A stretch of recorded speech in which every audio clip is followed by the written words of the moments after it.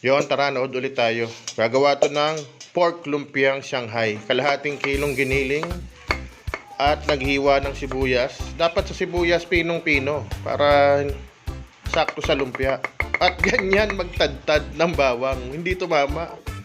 Ito naman, kinchay, isang tali. Optional lang yan. Kung ayaw nyo maglagay, pwede rin. Yon.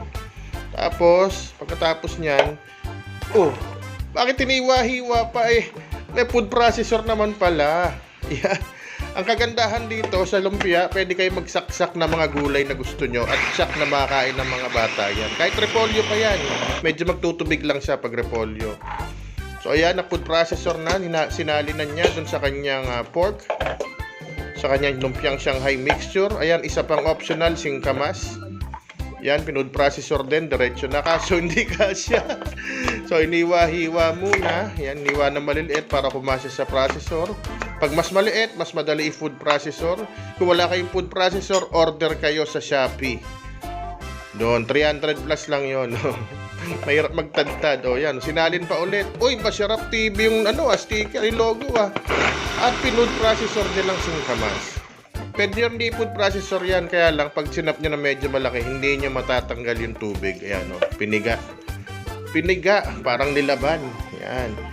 Tapos, okay. Nilinis ang kanyang sangkalan at nagbalat ng carrots. Okay nyo? Lahat ng nilalagay nyo dyan, makakain ng mga anak nyo yan. So, dinamihan yung carrots, dalawa. O, tinatlo na. Tinatlo na. At nagligpit muna. Very good. At kinuha ulit ang food processor. Kung wala kayong food processor, again, bili kayo sa Shopee. 300 lang yan, matagal na yan.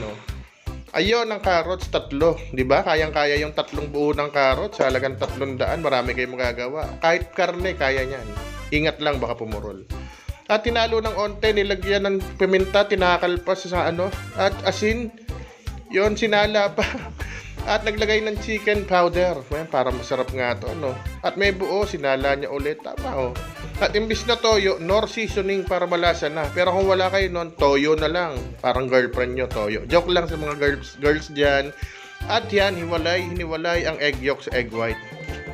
Bakit kaya egg white lang bang binder? At yan, 2 itlog. Pero sinama din niya yung egg yolk. Good vibes lang tayo, ha? At yun, tapos na. Ayan, binalot na. Diyan kayo magaling magbalot, mag-roll. At di na pinakita lahat. Pinrito muna yung 4, testing siguro. At tinikman. Ingat. Sarap. Sarap.